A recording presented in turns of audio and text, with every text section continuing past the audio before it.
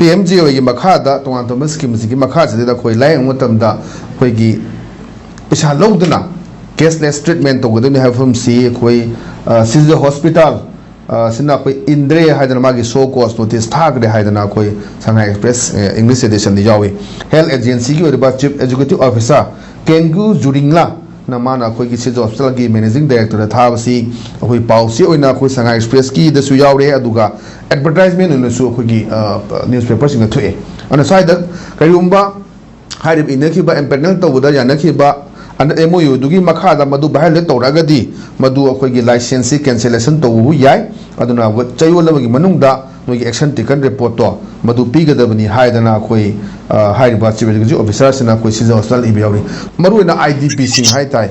ꯑꯩꯈꯣꯏ ꯂꯥꯏꯅꯥꯗꯤ ꯇꯣꯉꯥꯟ ꯇꯣꯉꯥꯟꯕ ꯅꯥꯔꯛꯄ ꯂꯥꯌꯦꯡꯅꯕ ꯂꯩꯇꯕ ꯃꯌꯨꯝ ꯃꯀꯩ ꯊꯥꯗꯣꯛꯈꯤꯕ ꯃꯩ ꯊꯥꯗꯣꯛꯈꯤꯕ ꯁꯦꯠꯅ ꯆꯥꯅꯕ ꯂꯩꯁꯤꯜꯂꯛꯇꯅ ꯉꯁꯥꯏ ꯍꯥꯏꯕꯗꯨꯅꯤ ꯑꯩꯒꯤ ꯀꯥ ꯑꯃꯗ ꯂꯩꯔꯒ ꯃꯅꯦꯝ ꯃꯀꯨ ꯃꯇꯩ ꯂꯣꯏꯅ ꯂꯩꯃꯤꯟꯅꯗꯅ ꯂꯩꯐꯝꯗꯤ ꯂꯩꯇꯕꯅꯤ나 ꯃꯗꯨꯒꯤ ꯇꯣꯉꯥꯟꯕ ꯑꯋꯥꯕ ꯀꯌꯥ ꯑꯃꯁꯨ ꯃꯥꯌꯣꯛꯅꯕ ꯂꯩꯔꯤꯕꯅꯤ ꯁ꯭ꯋꯥꯏꯗ ꯑꯗꯨꯅ ꯁꯤꯒꯨꯝꯕ ꯃꯦꯗꯤꯀꯦꯜ ꯑꯩꯈꯣꯏꯒꯤ ꯗꯤꯄꯥꯔꯠꯃꯦꯟट ꯍꯦꯜꯊ ꯗꯥꯏꯔꯦꯛꯇꯣꯔꯦꯠꯅꯒ ꯁꯤꯒꯨꯝꯕꯒꯤ ꯈꯣꯡꯊꯥꯡ ꯂꯧꯈꯠꯂꯛꯄꯁꯦ ꯁ꯭ꯋꯥꯏꯗꯗꯤ ꯀꯔꯤ ꯋꯥꯐꯝ ꯊꯝꯃꯤ माने तामो अखोगी पेशेंट सिंगसे अखोगी patient सिंगसिगी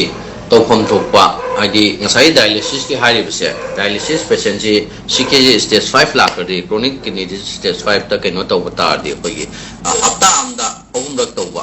ani rak tawba sumaina mogi se ayam legali ko ko dialysis tawbse dialysis ek tawdabada patient du gi life threatening oiba critical oiba emergency oiba myamam tholakane aduna somdana patient gi darkar si amna leiba akoi dialysis tawba example oina ko atop topa kaino singsita adagi somgi hospital gi kaino singsita na ngasai gi matam sangna government na pirakadaba ngasai paisa sing du pirakdaba ta di private oibanina private hospital gi kaino tuda magi makeup tawgada pigedaba myam leibanina madusu khudung chadaba myamam sulamgane ana masigi kaino singsigi solution lakadabadi government na pifam thokpa tawfam thokpa magi tawgadaba ngasagi pifam thokpa paisa sing pifam thokpa magi subsidy singse masi matik chana matam chana pibri matam dadi hairiba patient gi su hospital gi su leiba se ani sigi marakta ngasagi tholeiba ngasagi dialysis tawbagi natraga magi treatment tawgadaba makha atop topa disease sing ge kaino singsida patient suffer tawon base masigi kaino singsi phaginin thamjage amadi ngasigi laiba patient gi wahali base private hospital gi laigadaba niyom ko amadi government na pigadaba subsidy amadi magi tawpam thokpa magi scheme singdui makhada marik chumna masi niyom chumna matam chana pibatardi ngasai patient na chamjagraba patient sing magi tawgadaba kaino singse matik chaba magi treatment tawgadaba singse masida delay to honba natra magi kaino tawbasigi achoba solution sidi